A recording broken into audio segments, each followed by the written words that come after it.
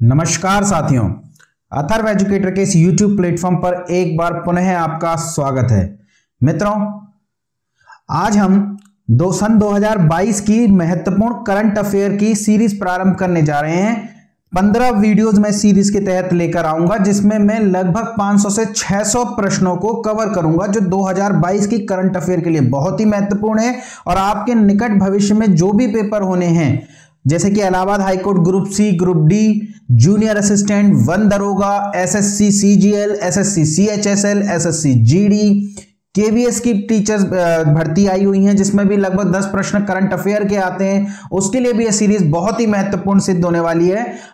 एक वीडियो में मैं लगभग 50 से 55 क्वेश्चन को कवर किया करूंगा और 10-15 वीडियोस में हम 2022 के सभी महत्वपूर्ण करंट अफेयर के क्वेश्चंस को कवर कर लेंगे।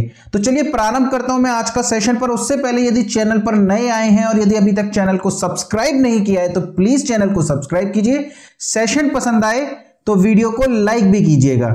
चलिए प्रारंभ करता हूं मैं आज का पहला प्रश्न, और आज का पहला प्रश्न है, भारतीय पुरातत्व सर्वेक्षण ने विश्व की सबसे बड़ी वराह मूर्ति की खोज किस टाइगर रिजर्व में की है?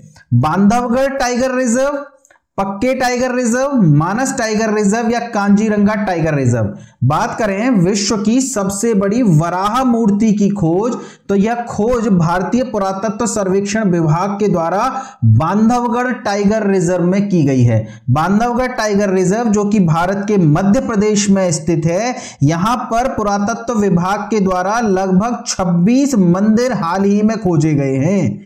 26 मंदिर खोजे गए हैं, जिसमें विष्णु की अंकशायी मूर्ति मिली है।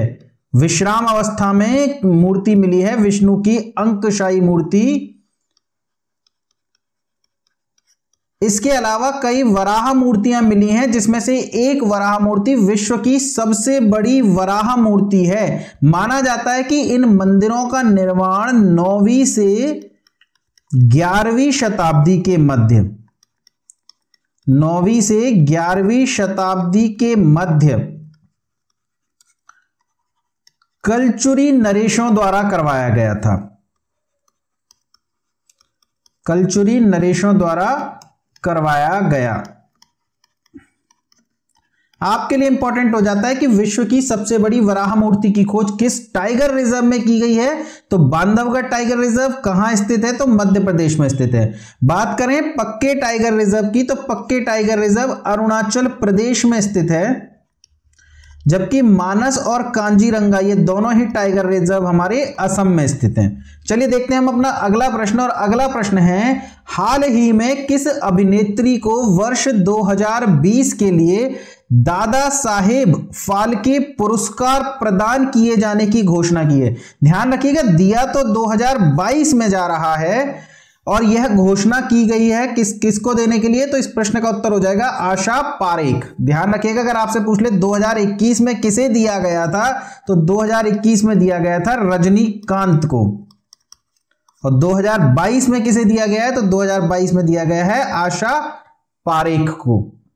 चलिए अगला प्रश्न देखते हैं। अगला प्रश्न है, लता मंगेशकर की 93वीं जयंती पर कहां लता चौक का उद्घाटन किया गया है? वाराणसी, प्रयागराज, अयोध्या या आगरा? देखिए, हाल ही में लता मंगेशकर जी की 92 वर्ष की उम्र में मृत्यु हुई है, और इस वर्ष यदि वो जीवित होती तो इनका 93rd बर्थडे होता। तो उनकी 93वीं जयंती पर प्रधानमंत्री मोदी जी के द्वारा अयोध्या में एक लता चौक का उद्घाटन किया गया है। ध्यान रखिएगा, यहां पर एक 40 फीट लंबी और 14 टन भारी वीणा रखी हुई है इस चौक पर, क्योंकि सुर सामग्री थी, संगीत को अपना जीवन दिया था, तो उनके सम्मान में यहां पर 40 फीट लंबी और 14 टन भारी वीणा रखी गई है। इसके अलावा इस चौराहे पर पत्थर के 92 कमल बने हुए हैं, पत्थर के, जो कि लता मंगेशकर जी की उम्र को इंगित करते हैं। तो आपसे पूछे कि कहां पर लता चौक का उद्घाटन किया गया है, तो अयोध्या में किया गया है। चलिए अगला प्रश्न है, किस राज्य ने दुनिया का सबसे बड़ा, देखिए भारत का पहला, दुनिया का पहला, भारत का सबसे बड़ा, दुनिया का सबसे बड़ा, ये प्रश्न बड़े इंपॉर्टेंट हो जाते हैं। तो दुनिया का सबसे बड़ा जंगल सफारी पार्क स्थापित करने की घोषणा की है। तो भारत का दुनिया का सबसे बड़ा जंगल सफारी पार्क स्थापित करने की घोषणा की है। अभी स्थापित नहीं हुआ, घोषणा किसने की है? तो घोषणा की है हरियाणा के मुख्यमंत्री खट्टर ने, मनोहर लाल खट्टर ने यह घोषणा की है। अगर आपसे पूछ लिया जाए कि वर्तमान में दुनिया का सबसे बड़ा जंगल सफारी पार्क स्थित कहां है, भाई इसकी तो घोषणा हुई है और भारत में घोषणाएं हो जाती हैं, निर्माण बाद में होते रहेंगे।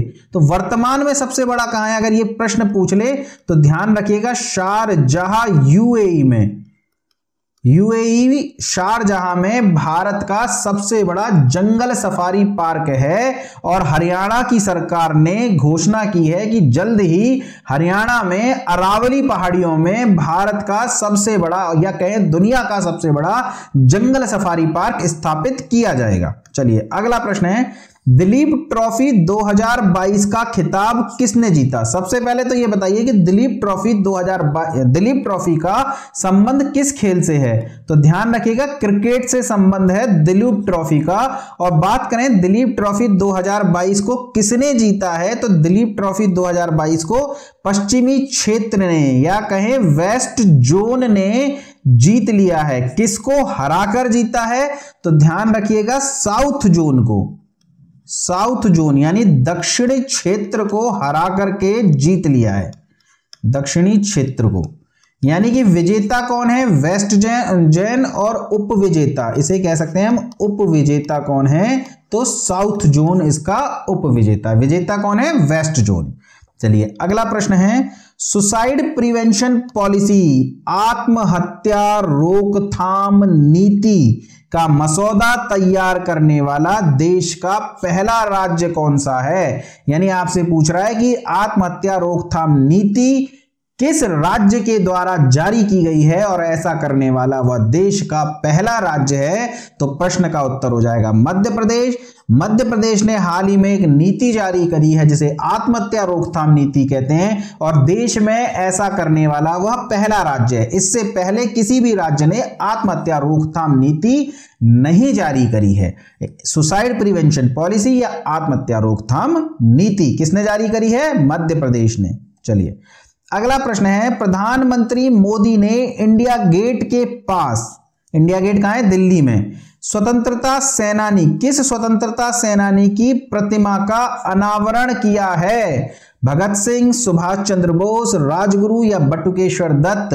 तो ध्यान रखिएगा नेताजी सुभाष चंद्र बोस की मूर्ति का अनावरण किया है। नेताजी सुभाष चंद्र बोस आजाद हिंद फौज का गठन किया था।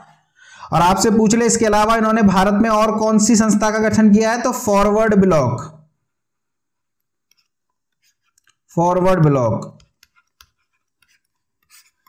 त्रिपुरी अधिवेशन से इस्तीफा देने के बाद फॉरवर्ड ब्लॉक नाम की संस्था का गठन किया था सुभाष चंद्र बोस ने। तुम मुझे खून दो मैं तुम्हें आजादी दूंगा का नारा दिया था सुभाष चंद्र बोस ने।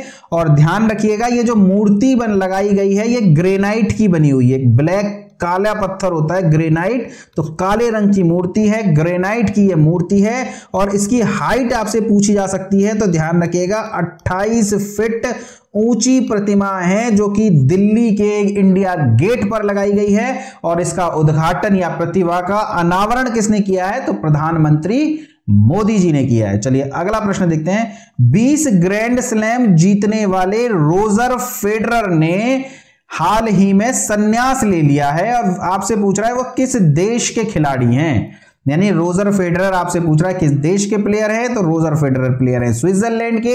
हाल ही में इन्होंने संन्यास ले लिया है टेनिस से। क्या खेलते हैं? तो टेनिस खेलते हैं। और 20 ग्रैंड स्लैम इन्होंने जीते हैं।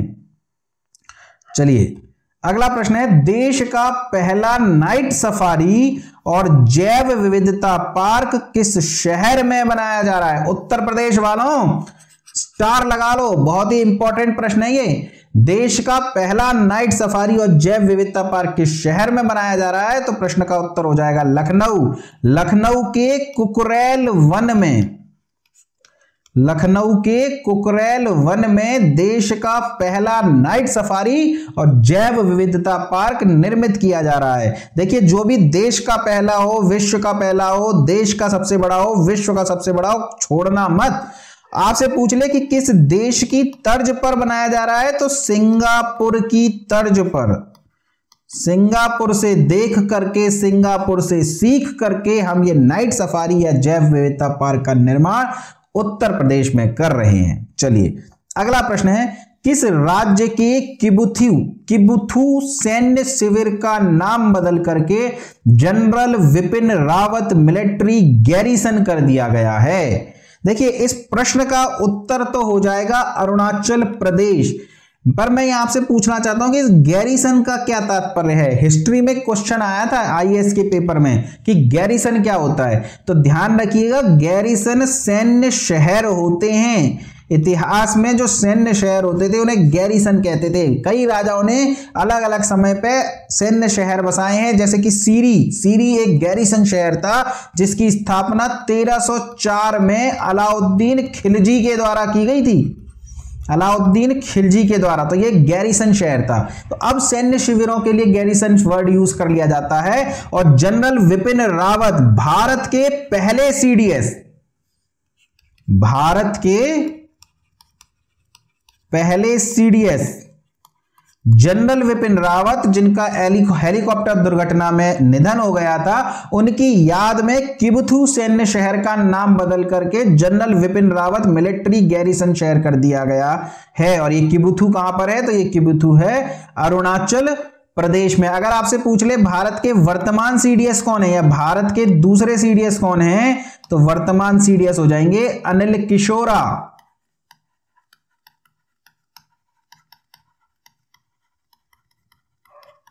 भारत के वर्तमान सीडीएस हो जाएंगे अनिल किशोरा। चलिए अगला प्रश्न देखते हैं, किस राज्य का भरतौल गांव देश का पहला गांव बन गया है जहां हर घर में पीने के लिए आरओ का पानी उपलब्ध है? देखिए, देश में बहुत से ऐसे गांव हैं जहां पीने के लिए पानी तक उपलब्ध नहीं है। कई कई किलोमीटर दूर जाकर के पानी भर के लाना पड़ता है। वहां की महिलाओं को अपने सिर पर रखकर कष्टपूर्वक जीवन जी रही हैं। ऐसे में देश का एक गांव ऐसा है जो पूरे गांव के हर व्यक्ति को आरओ का पानी पिला रहा है, यानी स्वच्छ पानी मुहैया करा रहा है। और आपसे पूछा जा रहा है वह गांव कौन सा है, यह भी पूछा जा सकता है, तो इस गांव को रट लीजिए। वह गांव है भरतौल गांव। गांव कौन सा है, तो गांव तो है भरतौल गांव। आपसे पूछ ले किस प्रदेश में है, तो पुनः यह उत्तर प्रदेश में है। उत्तर प्रदेश वालों, आपके लिए इंपॉर्टेंट हो जाता है। उत्तर प्रदेश के बरेली जिले में, बरेली जिले का गांव है भरतौल, और यह भरतौल गांव सभी को आरओ का पानी उपलब्ध करा रहा है। अगर मैं आपसे पूछूं हर घर जल वाला पहला राज्य कौन सा है, हर घर जल वाला पहला राज्य कौन सा है, तो राज्य आपका हो जाएगा गोवा। अगर आपसे पूछ लूं यूनियन टेरिटरी कौन सा है, तो दमन द्वीप एवं दादर नगर हवेली, इसका पूरा नाम क्या हो जाएगा, दमन द्वीप एवं दादर नगर दीव, दमन दीव एवं दादर नगर हवेली। देख लीजिएगा, कट तो नहीं रहा आपका, कट रहा हो तो लिख लीजिएगा। पहला राज्य गोवा है जो हर घर जल वाला राज्य है।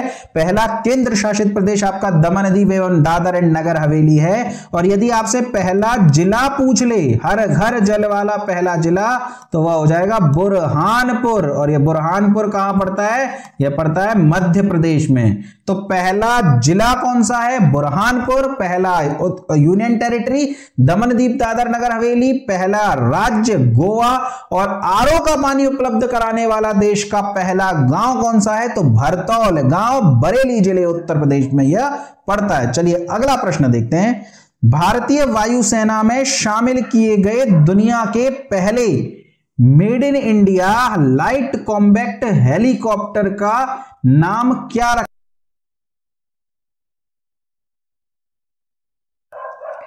आपसे पूछ रहा है कि दुनिया का पहला मेड इन इंडिया, यानी इससे पहले भारत में निर्मित नहीं होते थे, made in India light combat helicopter का नाम आपसे पूछ रहा है क्या रखा गया। इस प्रश्न का उत्तर हो जाएगा प्रचंड।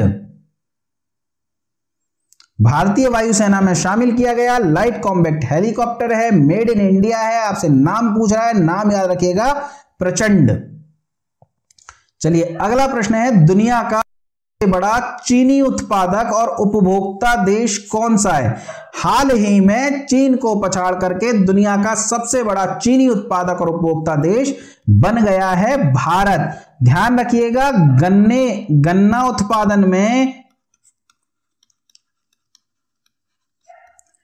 भारत में प्रथम स्थान, अगर आपसे पूछ ले प्रथम स्थान तो उत्तर प्रदेश। चीनी उत्पादन में भी उत्तर प्रदेश, और दुनिया में चीनी उत्पादन में सबसे प्रमुख देश कौन सा है? तो वह है भारत। जितना बड़ा उत्पादक है उतना ही बड़ा उपभोक्ता भी है, यानी बनाता भी है, खाता भी है। भारतीयों को तो वैसे भी मीठा बहुत पसंद है। तो चलिए थोड़ा मीठी मीठी बात कीजिए, चैनल को शेयर सब्सक्राइब कीजिए फटाफट से। चलिए आगे चलते हैं। आकाशवाणी द्वारा मतदाताओं को जागरूक करने हेतु एक नया साप्ताहिक कार्यक्रम शुरू किया गया है। आपसे पूछ रहा है इस कार्यक्रम का नाम क्या है? यानी रेडियो पर हर सप्ताह एक कार्यक्रम आएगा, हर शुक्रवार को एक कार्यक्रम आएगा जो कि 15 मिनट का होगा, और इस 15 मिनट में मतदाताओं को, वोटर्स को जागरूक किया जाएगा। और आपसे पूछ रहा है कि इस कार्यक्रम का नाम क्या है? तो इस कार्यक्रम का नाम है मतदाता जंक्शन। आपसे पूछ ले मतदाता दिवस कब मनाया जाता है भारत में? मतदाता दिवस कब मनाया जाता है? तो मतदाता दिवस मनाया जाता है 25 जनवरी को। 25 जनवरी 1950 को भारत के निर्वाचन आयोग की स्थापना हुई थी, इसलिए 25 जनवरी को मतदाता दिवस के रूप में मनाया जाता है। सॉरी, आपसे पूछ ले कि भारत के मुख्य निर्वाचन आयुक्त कौन है वर्तमान में? मुख्य निर्वाचन आयुक्त कौन है? तो ध्यान रखिएगा, वर्तमान में भारत के मुख्य निर्वाचन आयुक्त हैं राजीव कुमार, और इस कार्यक्रम का नाम हो जाएगा मतदाता जंक्शन। चलिए अगला प्रश्न है, भारतीय निर्वाचन आयोग ने किसे अपना नेशनल आइकॉन नियुक्त किया है ब्रांड एम्बेसडर की तरह? तो प्रश्न का उत्तर हो जाएगा पंकज त्रिपाठी। मल्टी टैलेंटेड पंकज त्रिपाठी को भारतीय निर्वाचन आयोग ने नेशनल आइकॉन घोषित किया है। चलिए अगला प्रश्न है, भारत की पहली स्वदेशी रूप से विकसित हाइड्रोजन फ्यूल सेल बस कहां लॉन्च की गई है? हाइड्रोजन को आवारा तत्व कहते हैं, आवारा तत्व, और भविष्य का ईंधन भी कहते हैं, भविष्य का ईंधन। ध्यान रखिएगा, भविष्य का ईंधन कहते हैं, आवारा तत्व कहते हैं, क्योंकि भविष्य में हाइड्रोजन को ही ईंधन के रूप में प्रयोग किया जाएगा। और अगर बात कर लें कि ईंधन के रूप में प्रयोग करते हुए पहली फ्यूल सेल बस भारत की, जो भारत ने खुद निर्मित की है, वह कहां चलाई गई है? तो वह चलाई गई है पुणे। पुणे कहां पर है? महाराष्ट्र में। तो महाराष्ट्र में इस बस को चलाया गया। चलिए अगला प्रश्न देखते हैं, प्रवासी भारतीय दिवस 2023, प्रवासी भारतीय दिवस 2023 सम्मेलन का आयोजन किस शहर में किया जाएगा? आपसे पूछ रहा है प्रवासी भारतीय दिवस 2023 का आयोजन किस शहर में किया जाएगा? प्रश्न का उत्तर तो हो जाएगा इंदौर।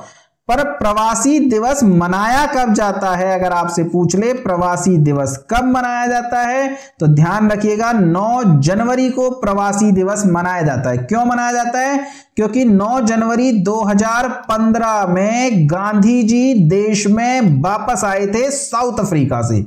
गांधी जी वापस आए, ध्यान रखिएगा, मुंबई के अपोलो बंदरगाह पर गांधी जी वापस आए थे 9 जनवरी 2015 को। उसी उपलक्ष्य में हर वर्ष इसे प्रवासी दिवस के रूप में मनाया जाता है। अगर आपसे पूछ ले कि प्रवासी भारतीय दिवस 2023 किस शहर में मनाया जा रहा है, तो इंदौर में। आपसे पूछ ले कि इसकी थीम क्या है, सबसे इंपॉर्टेंट होती है थीम, तो इसकी थीम है डायस्पोरा, थोड़ी बड़ी है, लिखिए डायस्पोरा, अमृत काल में भारत की प्रगति के लिए विश्वसनीय, भारत की प्रगति के लिए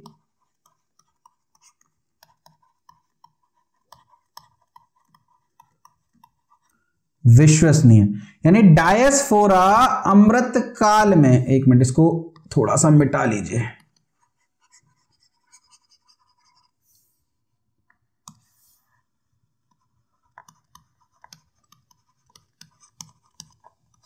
डायस्पोरा अमृत काल में भारत की प्रगति के लिए विश्वसनीय। डायस्पोरा का मतलब होता है एक देश से दूसरे देश में आप कह सकते हैं पलायन। तो प्रवासी भारतीय दिवस 2023 की थीम है डायस्पोरा अमृतकाल में भारत की प्रगति के लिए विश्वसनीय। प्रवासी दिवस कब मनाया जाता है? तो 9 जनवरी को 2023 में इस वर्ष सम्मेलन कहां आयोजित किया जा रहा है? तो भारत के सबसे स्वच्छ शहर इंदौर में। चलिए अगला प्रश्न देखते हैं। अगला प्रश्न है, मैक्सिको में किसने स्वामी विवेकानंद और पांडुरंग सदाशिव खान खोजे की प्रतिमाओं का अनावरण किया?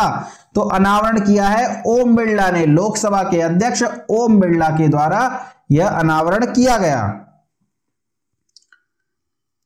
आपसे पूछ रहा है कि मैक्सिको में किया गया है पांडुरंग सदाशिव खान खोजे की प्रतिमा का अनावरण और साथ ही स्वामी विवेकानंद की प्रतिमा का अनावरण। देखिए स्वामी विवेकानंद कौन है ये तो सभी को पता होगा, मुझे नहीं लगता कि कोई स्वामी विवेकानंद को नहीं जानता होगा। पांडुरंग सदाशिव खान खोजे को संभवतः बहुत से लोग न जानते हों, तो ध्यान रखिएगा यह गदर पार्टी के संस्थापक सदस्यों में से एक थे। स्वतंत्रता आंदोलन में बाहर रह करके इस पार्टी ने बहुत योगदान दिया है और गदर पार्टी के संस्थापक सदस्यों में से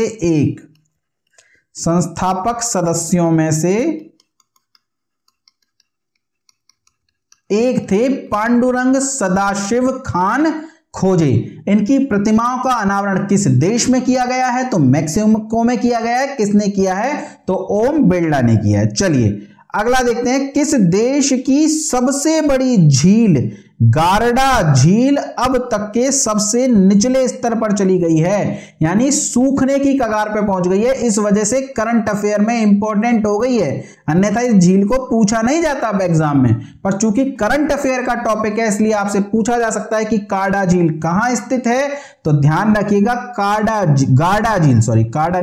झील कहां स्थित है? तो गार्डा झील स्थित है इटली में। ध्यान रखिएगा इटली को यूरोप का भारत कहते हैं, यूरोप का भारत कहते हैं इटली को, और इसी इटली में गार्डा झील स्थित है जो इटली की सबसे बड़ी झील है, हालांकि सूखने की कगार पर पहुंच गई है। चलिए अगला प्रश्न है, 18 अगस्त 2022 को किस देश के साथ भारत के राजनयिक संबंधों के 75 वर्ष पूरे होने की उपलक्ष्य में एक डाक टिकट जारी किया गया?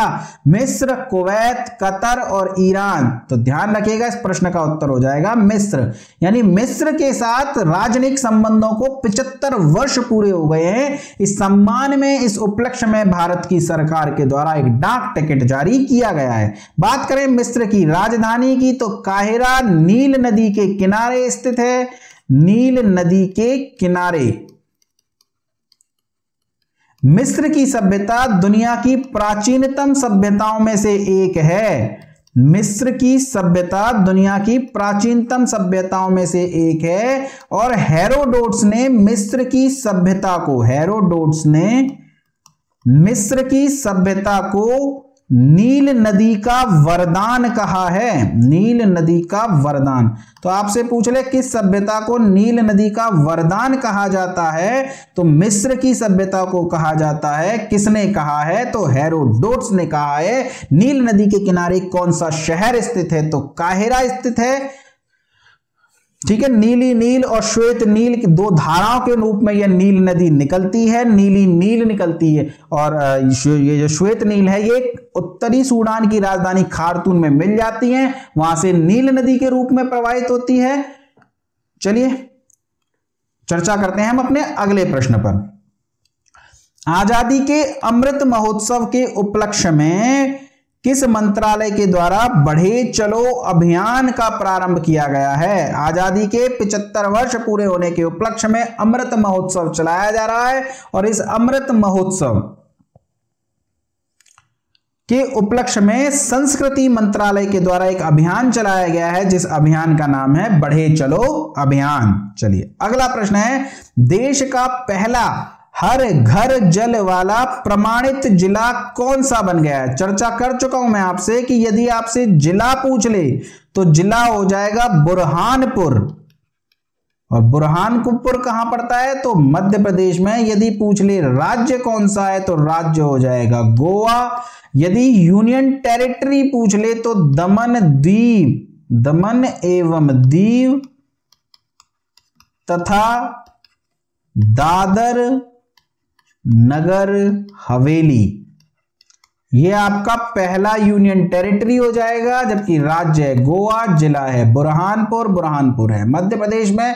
प्रश्न का उत्तर हो जाएगा ए बुरहानपुर। चलिए अगला प्रश्न देखते हैं, 2023 में शंघाई सहयोग संगठन का शिखर सम्मेलन किस देश में आयोजित किया गया? देखिए 2023 में शंघाई सहयोग संगठन का शिखर सम्मेलन तो भारत में आयोजित हुआ है। एससीओ का जो इस बार सम्मेलन हुआ है वो तो भारत में हुआ है। ये तो करंट अफेयर का प्रश्न हो गया, पर एससीओ से और क्या प्रश्न बनते हैं? बड़े इंपॉर्टेंट प्रश्न बनते हैं एससीओ से। तो एक स्लाइड ले लेते हैं यहां पर। एससीओ इसका फुल फॉर्म हो जाता है शंघाई सहयोग संगठन। सबसे पहला तो प्रश्न बनता है इसके मुख्यालय को लेकर के, क्योंकि नाम में है शंघाई और ऑप्शन में आपके शंघाई भी होता है, और अधिकतर बच्चे इसका मुख्यालय शंघाई कर देते हैं, जबकि इसका मुख्यालय चीन की राजधानी बीजिंग में स्थित है, ना कि शंघाई में। बीजिंग में स्थित है तो मुख्यालय हो गया बीजिंग। आपसे पूछ ले इसकी स्थापना कब हुई या इसका गठन कब हुआ, तो ध्यान रखिएगा इसकी स्थापना 1996 में 5 देशों के द्वारा हुई है, 5 देशों के द्वारा। वर्तमान में इसमें 8 सदस्य हैं, पर इसके संस्थापक सदस्य 5 थे। आपको पता होना चाहिए चीन, रूस, किर्गिस्तान, कजाकिस्तान, दुनिया का सबसे बड़ा स्थल अवरुद्ध देश कजाकिस्तान, और इसके अलावा जो एक और रह गया वो रह गया तजाकिस्तान। यानी चीन, रूस, किर्गिस्तान, कजाकिस्तान और तजाकिस्तान, इन 5 देशों के द्वारा हुई है। देखिए मध्य एशिया में 5 देश आते हैं, किर्गिस्तान, कजाकिस्तान, तजाकिस्तान, उज्बेकिस्तान और तुर्कमेनिस्तान। उज्बेकिस्तान और तुर्कमेनिस्तान एससीओ के संस्थापक सदस्य नहीं थे, किंतु 2001 में उज्बेकिस्तान इसमें शामिल हो गया। उज्बेकिस्तान शामिल हो गया। अब उज्बेकिस्तान शामिल हो गया, ध्यान रखिएगा, इसका मतलब मध्य एशिया का एक देश रह गया तुर्कमेनिस्तान, और तुर्कमेनिस्तान एससीओ का सदस्य नहीं है। तो आपसे पूछा जा सकता है कि मध्य एशिया का कौन सा देश एससीओ का सदस्य नहीं है, तो तुर्कमेनिस्तान नहीं है। 2017 में भारत और पाकिस्तान भी इसके सदस्य बने, भारत व पाकिस्तान। तो वर्तमान में 8 देश इसके सदस्य हैं। तो ये एससीओ और एससीओ से बनने वाले सभी महत्वपूर्ण प्रश्न थे। चलिए हम देखते हैं अपना अगला प्रश्न, और अगला प्रश्न है, भारत की पहली आदिवासी राष्ट्रपति द्रौपदी मुर्मू का संबंध किस जनजाति से है? भारत की दूसरी महिला राष्ट्रपति और पहली आदिवासी राष्ट्रपति द्रौपदी मुर्मू का संबंध किस जनजाति से है? तो जनजाति हो गई संथाल। ध्यान रखिएगा, आपसे पूछा जा सकता है कि कितनी महिलाओं ने अब तक राष्ट्रपति चुनाव लड़ा है, तो कुल 7 महिलाओं ने अब तक राष्ट्रपति चुनाव लड़ा है, जिसमें से 2 महिलाएं राष्ट्रपति बनी हैं, पहली प्रतिभा पाटिल और दूसरी हैं द्रौपदी मुर्मू, और द्रौपदी मुर्मू का संबंध संथाल जनजाति से है। चलिए अगला प्रश्न देखते हैं, कौन सा बंदरगाह भारत का 100% लैंड लॉर्ड मॉडल वाला प्रमुख बंदरगाह बन गया है? श्यामा प्रसाद मुखर्जी बंदरगाह, दीनदयाल उपाध्याय बंदरगाह, जवाहरलाल नेहरू बंदरगाह या कोचीन बंदरगाह? इस प्रश्न का उत्तर हो जाएगा जवाहरलाल नेहरू बंदरगाह, और यह महाराष्ट्र मुंबई में स्थित एक बंदरगाह है। चलिए अगला प्रश्न है, संयुक्त राष्ट्र के अनुसार 2023 तक दुनिया का कौन सा देश चीन को पीछे छोड़कर दुनिया का सबसे अधिक जनसंख्या वाला देश बन जाएगा? अरे भैया, कहीं इसीलिए तो कहीं जनगणना प्रारंभ नहीं कर रहे हो आप कि आपका राज खुल जाए। ध्यान रखिएगा, 2023 तक भारत चीन को पीछे छोड़ देगा जनसंख्या के मामले में। यह तो केवल आंकड़ों की बात है, देखा जाए तो मुझे लगता है कि चीन से ज्यादा ही जनसंख्या निकलेगी भारत में। बहरहाल आप प्रश्न याद रखिएगा, 2023 तक चीन को पीछे छोड़ देगा भारत जनसंख्या के मामले में। और यह कथन किसने जारी किया है? यह जारी किया है संयुक्त राष्ट्र ने। चलिए, भारत के किस खिलाड़ी के नाम पर लीसेस्टर क्रिकेट ग्राउंड का नाम रखा गया है? इंग्लैंड का एक क्रिकेट स्टेडियम है लीसेस्टर क्रिकेट ग्राउंड, और अब इसका नाम बदल करके सुनील गावस्कर क्रिकेट ग्राउंड कर दिया है। यानी किस क्रिकेट खिलाड़ी के नाम पर इसका नाम रखा है? तो सुनील गावस्कर के नाम पर इसका नाम परिवर्तित कर दिया गया है। चलिए अगला प्रश्न देखते हैं, और अगला प्रश्न है, संयुक्त राष्ट्र महासभा ने किसे मानवाधिकार घोषित किया है? मानवाधिकार आपसे पूछ रहा है, संयुक्त राष्ट्र महासभा के द्वारा किसे मानवाधिकार घोषित किया है? तो स्वस्थ पर्यावरण का अधिकार, हाल ही में इसे संयुक्त राष्ट्र महासभा के द्वारा मानवाधिकार घोषित किया गया है। चलिए अगला प्रश्न है, भारत के पहले मस्तिष्क स्वास्थ्य क्लिनिक की शुरुआत किस शहर में की गई? तो जिस शहर में यह मस्तिष्क स्वास्थ्य क्लिनिक भारत का पहला है मस्तिष्क स्वास्थ्य क्लिनिक, और ये किया गया है बेंगलुरु में। तो किस शहर में प्रारंभ की गई? तो बेंगलुरु में प्रारंभ किया गया है भारत का पहला मस्तिष्क स्वास्थ्य क्लिनिक। चलिए अगला प्रश्न है, भारत का सर्व महिला सहकारी बैंक, देखिए सहकारी बैंक नहीं पूछ रहा, ये पूछ रहा है सर्व महिला सहकारी बैंक। भारत का सर्व महिला सहकारी बैंक किस राज्य में स्थापित किया गया? ये पहला पूछना चाह रहा है। भारत का पहला सर्व महिला सहकारी बैंक, ध्यान रखिएगा, राजस्थान में स्थापित किया गया है। भारत का पहला सर्व महिला सहकारी बैंक राजस्थान में स्थापित किया गया है। T20 अंतर्राष्ट्रीय क्रिकेट में विकेट लेने वाले पहले भारतीय कप्तान कौन बने हैं? देखिए आज तक किसी भी कैप्टन ने विकेट नहीं लिया T20 क्रिकेट में भारत के किसी भी कैप्टन ने। वर्तमान में अभी हाल ही में हार्दिक पांड्या जो T20 क्रिकेट में भारतीय टीम की कप्तानी कर रहे थे, उन्होंने ओवर डाल करके विकेट लेकर के ऐसा कीर्तिमान स्थापित करने वाले पहले सदस्य के रूप में अपना नाम दर्ज कर लिया। तो T20 क्रिकेट में विकेट लेने वाले पहले भारतीय कप्तान कौन बन गए हैं? तो प्रश्न का उत्तर हो जाएगा हार्दिक पांड्या। अंतरराष्ट्रीय क्रिकेट में, यह ध्यान रखिएगा, IPL वगैरह में नहीं। Miss India world 2022, miss India world 2022 का खिताब किसने जीता?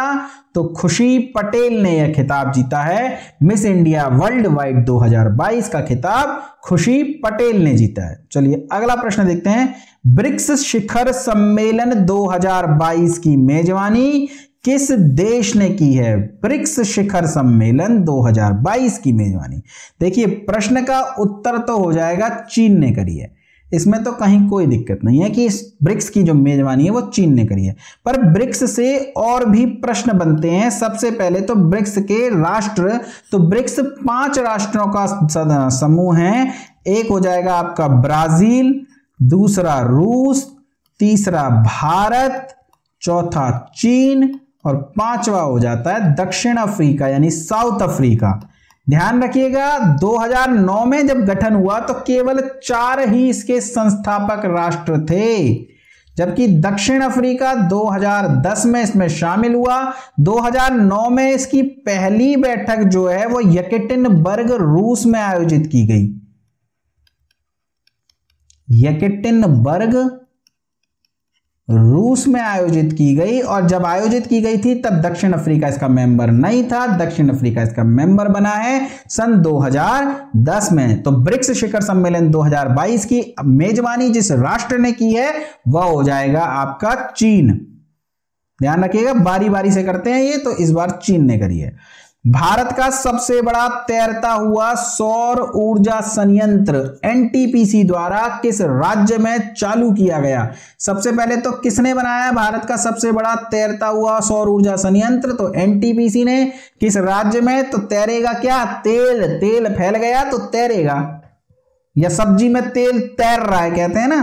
तो सबसे बड़ा तैरता हुआ सौर ऊर्जा संयंत्र तेलंगाना में स्थापित किया गया है। आपसे पूछे भारत का तैरता हुआ राष्ट्रीय उद्यान कौन सा है? तो वो है केबुल लामजाओ। केबुल लामजाओ, कई बार ये प्रश्न पूछा गया है। कहां स्थित है? तो मणिपुर में स्थित है। जबकि भारत का सबसे बड़ा तैरता हुआ सौर ऊर्जा संयंत्र जो कि एनटीपीसी के द्वारा स्थापित किया गया है, और वह स्थापित किया गया है तेलंगाना में। चलिए अगला प्रश्न, थोड़ा जल्दी जल्दी चलेंगे, अभी हमें 15 प्रश्न और पढ़ने हैं। पर यार सब्सक्राइब वगैरह तो कर नहीं रहे हो ना आप, बस वीडियो देख लेते हो यार। ऐसा मत करो दोस्तों, सब्सक्राइब करो थोड़ा सा, और सेशन पसंद आ रहा हो तो लाइक भी करो वीडियो को, और बेल आइकन का बटन जरूर दबा देना। पता कैसे लगेगा अगली बार वीडियो डालूंगा तो? इतने लोग वीडियो डालते हैं तो मेरी वीडियो अब तक कैसे पहुंचेगी? तो बेल आइकन का बटन दबाओ, नोटिफिकेशन मिलेगा। चलिए अगला प्रश्न देखते हैं। किस भारतीय कंपनी ने गुजरात में फाइबर का पहला किस भारतीय कंपनी ने गुजरात में भारत का पहला और दुनिया का सबसे बड़ा, देखिए कितना इंपॉर्टेंट हो जाएगा, भारत का तो ये पहला है और दुनिया का सबसे बड़ा कार्बन फाइबर प्लांट बनाने की घोषणा की है? तो यह की है आपके रिलायंस इंडस्ट्रीज ने।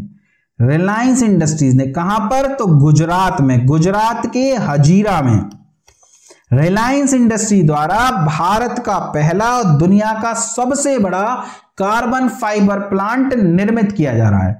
अगला प्रश्न है, गृह मंत्री अमित शाह द्वारा राष्ट्रीय जनजाति अनुसंधान संस्थान का उद्घाटन कहां किया गया? राष्ट्रीय जनजाति अनुसंधान संस्थान का उद्घाटन अमित शाह द्वारा नई दिल्ली में किया गया है।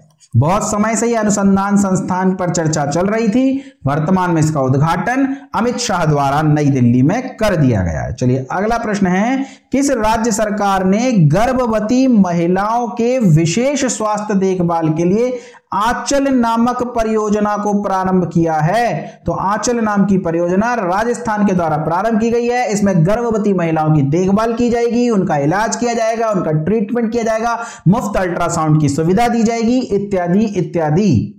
तो इस अभियान का नाम है आंचल, और किस राज्य सरकार के द्वारा प्रारंभ किया गया है? तो राजस्थान के द्वारा। चलिए अगला प्रश्न है, आईपीएल 2022 किस टीम ने जीता? बात करें आईपीएल 2022 की तो यह इस टीम के विजेता रहे हैं गुजरात टाइटंस, और जिस टीम को हरा करके जीता है वह है राजस्थान रॉयल्स। तो उप विजेता कौन रही है? उप विजेता रही है राजस्थान रॉयल्स, विजेता कौन है? तो गुजरात टाइटंस।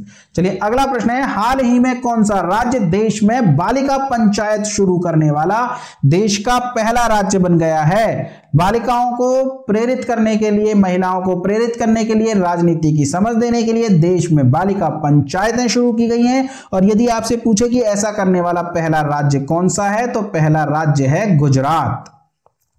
चलिए अगला प्रश्न है, यूरोप के सबसे बड़े स्टार्टअप सम्मेलन में किस देश को कंट्री ऑफ द ईयर के रूप में चुना गया है? देखिए यूरोप का सबसे बड़ा स्टार्टअप सम्मेलन अगर आपसे पूछ ले कौन सा है, तो उसका नाम है विवाटेक, और इसमें भारत को कंट्री ऑफ द ईयर चुना गया है। Country of the year.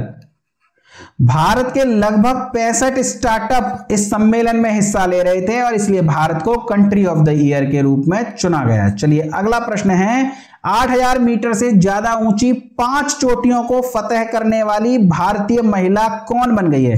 देखिए इस प्रश्न का उत्तर तो प्रियंका मोहिते है।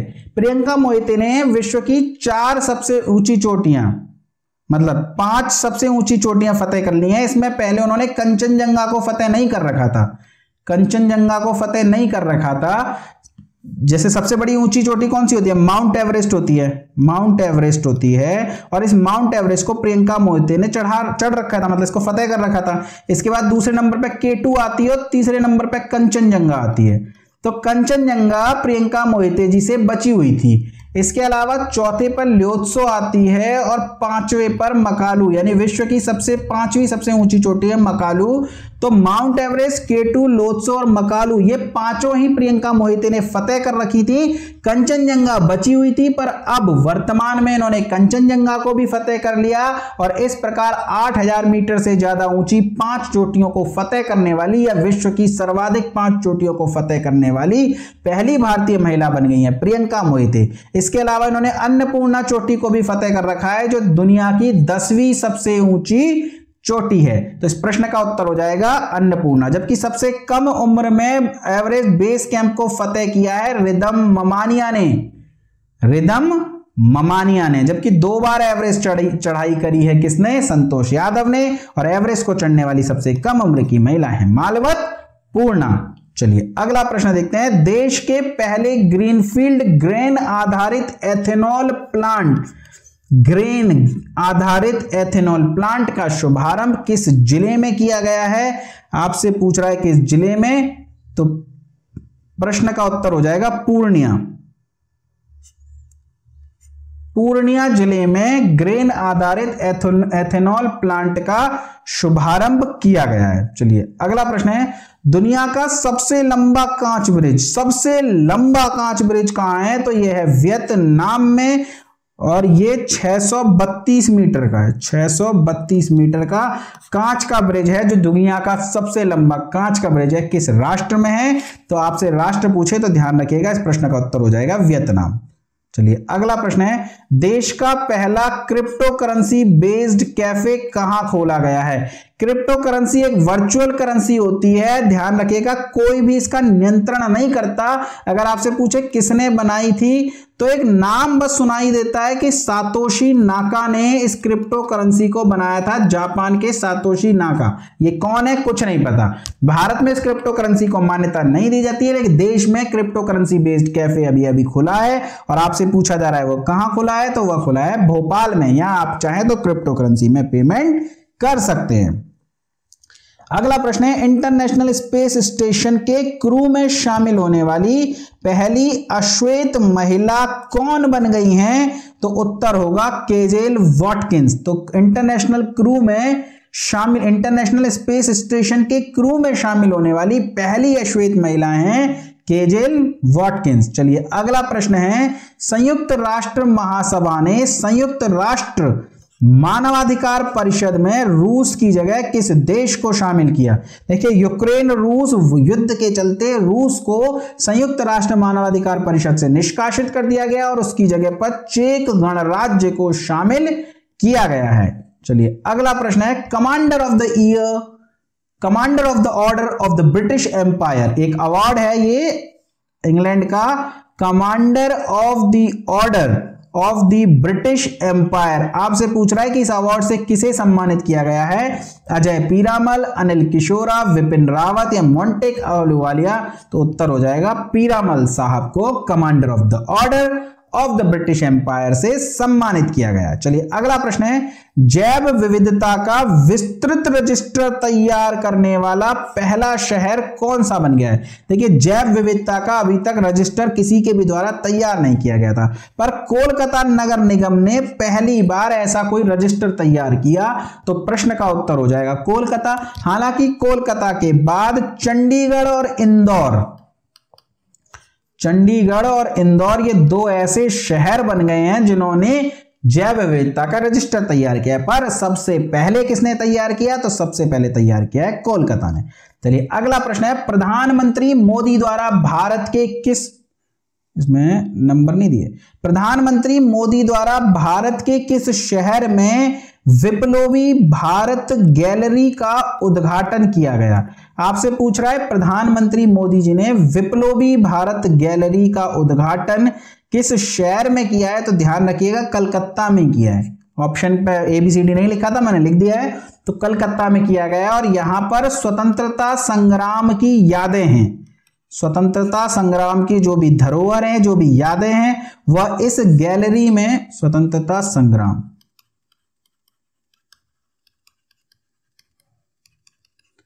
इस गैलरी में सजोया गया है। कहां पर है ये विप्लवी भारत गैलरी? तो कलकत्ता में किसने इसका उद्घाटन किया है? तो प्रधानमंत्री मोदी जी ने। चलिए आज का अंतिम प्रश्न है। हालांकि 2022 की करंट अफेयर से रिलेटेड बैक टू बैक कई वीडियोस में लेकर आऊंगा और प्रयास करूंगा कि 10-15 वीडियोस में 2022 करंट अफेयर पूरी तरह करा दिया जाए और आपके एग्जाम में से एक भी प्रश्न बाहर ना जाए। ये चैलेंज है मेरे लिए, बहुत मेहनत करूंगा मैं, बस आप चैनल को शेयर सब्सक्राइब कीजिए। निम्न में से कौन सा नाटो साइबर रक्षा समूह में शामिल होने वाला पहला एशियाई देश बन गया है? नाटो साइबर रक्षा समूह में शामिल होने वाला पहला एशियाई देश बन गया है दक्षिण कोरिया। तो चलिए दोस्तों, ये थे आज के 50 प्रश्न करंट अफेयर के। चलिए फिर पढ़ते रहिए, मस्त रहिए, चैनल को शेयर सब्सक्राइब करते रहिए। धन्यवाद दोस्तों।